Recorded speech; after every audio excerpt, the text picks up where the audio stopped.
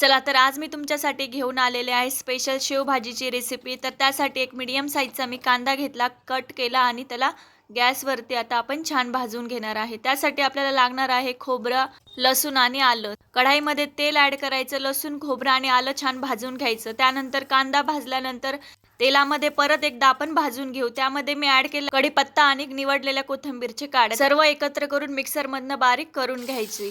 तर त्यानंतर कढाई घ्यायची, कढाईमध्ये तेल ॲड करायचं आणि हिंग ॲड करायचं। त्यानंतर आपण जे वाटण केलं आहे ते ॲड करून घ्यायचं। तेल सुटेपर्यंत मसाला तळून घ्यायचा। त्यानंतर ॲड करायची हळदी पावडर आणि काळा मसाला, त्याला व्यवस्थित मिक्स करून घ्यायचं।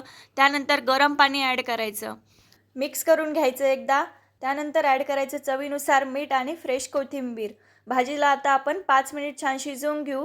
त्यानंतर शेव ॲड करायची आणि लगेच गॅस बंद करून घ्यायचा। तर इथे आपली शेवभाजी रेडी आहे। रेसिपी आवडली असेल तर चॅनलला नक्की सबस्क्राईब करा।